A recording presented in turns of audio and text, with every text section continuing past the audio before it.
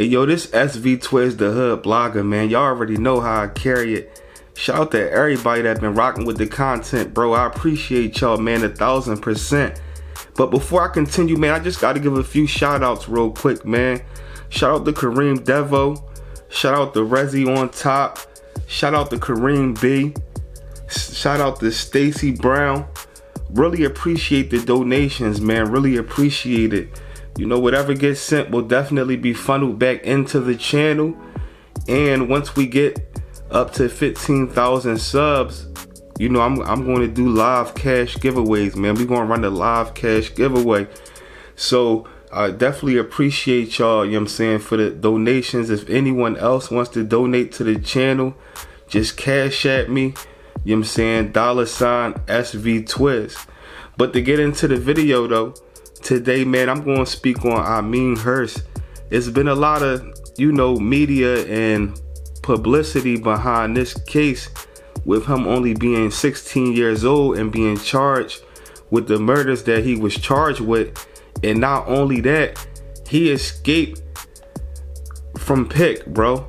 And one thing I know about PIC is, I remember when it happened, and I was like, bro, either, you know what I'm saying, either like because sometimes you can have a hut, one of your huts, and you know what I'm saying, y'all already know if y'all been on State Road or in jail, period.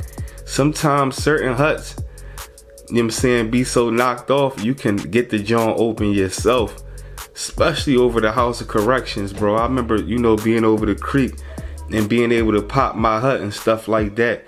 But one thing I knew about PIC was, like, over at PIC, it's crazy because the COs, they open your hut one by one, bro. When they come to your hut and crack that hut open, you got like 10 seconds, 15 seconds to get out of that hut. So whatever you got, say it's like the last time you coming out for the night, you gotta have everything in your mesh bag. Whether you know what I'm saying, whipping up a chi-chi, you gotta get in the shower, you dropping mail, whatever the situation is, you bring everything out, because other than that, you gotta wait for that tour again. You dig what I'm saying? Because them COs do random tours throughout the block, but they lock the cell immediately behind you. So with that being said, when it's time for the jail to go down, the COs is coming and they're physically locking each cell one by one. So when I heard the escape, I'm like, damn, bro escaped from over a PIC. I'm like, him saying that was different. I never heard of that one before. But anyway, let's get into the video. We leave that for a little later. I want to just touch up on, you know, each murder and what took place in the murder. On March 11th at 3:04 p.m., police responded to a shooting on the 1400 block of North 76th Street. Before police arrived, 4 shooting victims were taken by private vehicles to the local hospital. Naquan Smith, 24, who was shot in the chest, arm, and shoulder, was pronounced dead at 3:12. Tamir Brown, 16, who had been shot several times, was pronounced dead at 7:48. 2 more shooting victims, both 19 years of age, were placed in critical condition. On March 18th, Rodney Hargrove, 20 years old, was released from CFCF, also known as Current Formhold Correctional Facility. Shortly after his release, while he was waiting for transportation, he ran back onto the grounds of the jail facility, 8101 State Road, then was shot several times and killed. Police believe Hargrove's murder was a case of mistaken identity. Ambushed and shot to death on the prison grounds. Eyewitness News reporter Jan Carabeo is live this morning in Holmesburg with what investigators have uncovered so far. Disturbing story there this morning. Good morning, Jan. Janelle, good morning. The crime scene unit has now wrapped up its work here on this scene. They have been out here overnight collecting evidence. They found at least 10 spent shell casings near the victim's body, and that means police know that this victim was fired upon at least 10 times. In the meantime, investigators are also now questioning eyewitnesses, and that includes a couple of guards who were here at the time of the shooting and nearby. You can see, though, behind me this morning, it's all back to normal here at this correctional facility. Police say a 20-year-old man shot dead after shortly being released from prison and shot right there on prison grounds. His body had been lying on the sidewalk there for hours just inside of that fence. Now, Philadelphia police arrived here at Curran-Fromhold Correctional Facility just before 2 o'clock this morning. They found a man, as I mentioned, on the sidewalk on prison grounds, shot multiple times. He was pronounced dead a short time later. Police say this 20-year-old man was released from prison around 1 o'clock this morning. It's unclear why he was still on the grounds an hour later. Police say he was possibly just waiting for a ride when he was shot. Now, the shooting happened near a guard shack, but we're told the guard did not witness the shooting. Police say the guard reported only seeing a dark color vehicle speeding away from the scene, and at this point it's still unclear if that vehicle has anything to do with the shooter or shooters. Further complicating matters out here, police say there are no surveillance cameras that capture this area of the prison grounds. There are some cameras on the grounds, but they say none of them are in the immediate area where the shooting took place. So, according to some of the staff here at the prison, they said there are no cameras that would have recorded anything based on where the victim's body is and where the ballistic evidence is. On March 20th, Hurst was arrested and charged as an adult with Scruggs' murder. On April 21st, Hurst was arrested again and charged as an adult in the murders of Smith and Brown. Now, Scruggs is basically, he was a comedian from Philly, an Instagram comedian that went by the name of wooxbiddy. In 1990, Philadelphia had 500 killings. 30 years later, we are 8 deaths away from that mark, and there are still 3 days left until the new year. NBC 10's Brandon Hudson is joining us from police headquarters. Brandon, you spoke with city leaders who grew up in Philly and are working on solutions.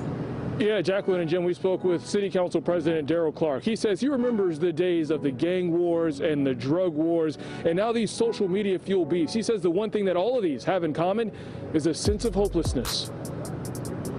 A new surveillance video from Philadelphia police shows the moments which led to a Christmas Eve murder in Overbrook. The gunman, wearing a dark-colored puffy coat, following the victim, Daewoo Scruggs, along the 1800 block of Wynwood Road. As the two go off screen, you hear a barrage of gunshots, the suspect then running away. 20-year-old Daewoo, an aspiring comedian, left for dead. Police are offering a $20,000 reward for his death. It's one of 492 murders in Philadelphia this year.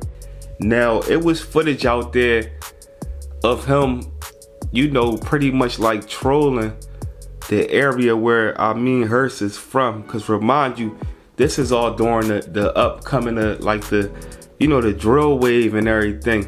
So he was on there saying stuff. Remind you, this was like, if not just before King Von got killed, it was around that time. And people heard him talking about 63rd and saying stuff like that.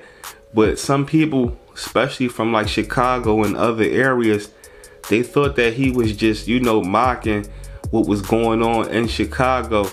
But actually, in that part of Philly, where they at, Southwest and West Philly areas, them blocks, they hit up to 70s. So you got you got 54th Street, 62nd Street, 63rd, it's a bunch of different high numbers. You dig what I'm saying? So he wasn't actually mocking Chicago, but he was just talking about, other blocks that was in his area, which was a section that Ameen Hurst was from. So as he chose to, troll on Instagram. They got Ameen Hurst court him also when he was on Instagram again on his way to work.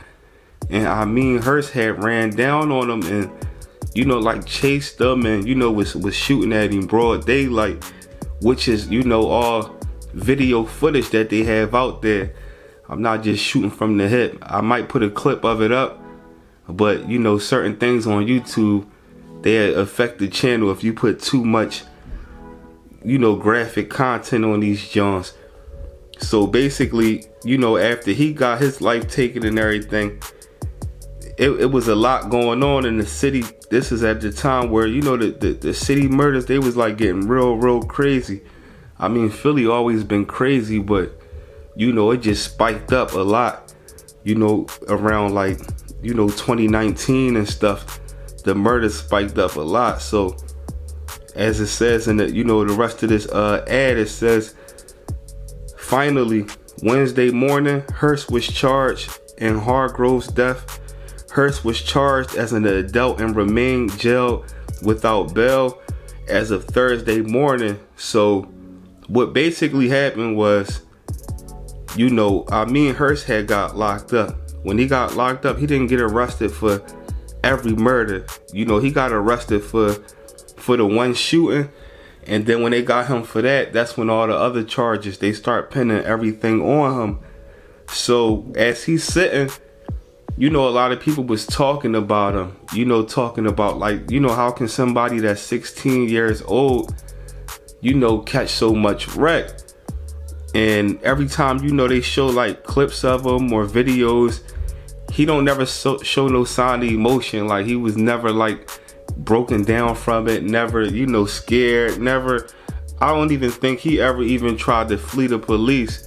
Even when he escaped that time, you know, he still had like the same energy the whole time. Now, one thing that I think that nobody ever really even looked at was the simple fact that just because he got caught with that gun and they got him with one murder on video with that gun, it don't necessarily mean that everybody that was recovered from the ballistics of that gun was done by him. You dig what I'm saying? That's just how going in the streets, period. You grabbing the burn off somebody, that junk could already had 2 bodies on it. You know what I mean? People don't know what this situation is, but they got him for sure for the, you know, the murder of wooxbiddy. That was like a broad daylight, John. And wooxbiddy was on Instagram like, chill, I'm on live. Cause he knew what type time that once he seen Ameen Hurst, he knew you know, Ameen Hurst wasn't playing with him. And he was hoping that him saying that he was on Instagram live, that, you know, that Ameen Hurst wouldn't do anything. But Ameen Hurst didn't care. You know, he did that, and they don't even got him on video from the actual Instagram. It's just like surveillance cameras. You know, he ran up on him broad daylight, no mask. You know, and he let off like 15 on him or something like that. But then after that happened, you know, he was like the attention of the city. Although it was still a lot of bodies dropping in the city, he just had such a high profile case. So, you know, he got arrested, he sat, and then he did the escape. Now, when he escaped, for a minute, people thought that, you know, he might have really left like the state at least. I thought that he was going to be out of there, like, because it was another guy that had escaped, but the other guy got caught quick, and they was still looking for Ameen Hurst. But little did we know, they knew where he was at. They just they wasn't trying to, you know, bombard nobody's crib and risk a potential shootout. You know what I'm saying? Because they didn't know what they was walking into. And truthfully, that's how I would have looked at life if I was in his shoes and I would have escaped. I mean, it's like I might as well die in these streets, because you know that you get out and they catch you again, you know for a fact you're not coming out. So any chances you had of beating any of those murders or anything is all over on top of that, because you know you drew so much attention from the escape on such a high profile case. So, you know, he, like I said, he was on a run. He had got rearrested.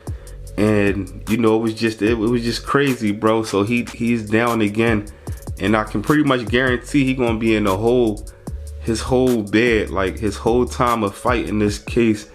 And trial has not, you know, began yet. But basically, you know, it was 4 murders, and it was also, you know, 2 shootings where, you know, the guys were in critical. I don't know their current condition now, but you know, that's pretty much what had went down.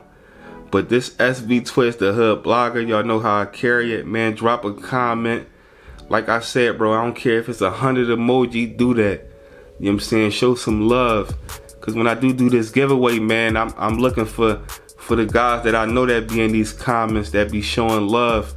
You dig what I'm saying? I'm not just trying to, cause it's gonna be a nice amount of donation that we giving out. We sending it straight to Cash Apps on live while we're on live. You dig what I'm saying? I did it before, but you know, when I do it again this next time, we want to do it big. So we almost at a dime, man. Once I get to that 15, which I know it'll come quick, man. You know, get to that 15 and, you know, we're going to start doing all types of donations, and it's a lot of other things planned for the channel. But like I said before, y'all got anybody y'all want me to cover, DM me. You know what I'm saying? Drop it in the comments. And if I don't have no knowledge of it, you know, if you can point me in a direction, if you know like family members or whatever the situation is, then we gonna get to it, bro. This SV Twiz the Hood blogger, man. Salute to the real.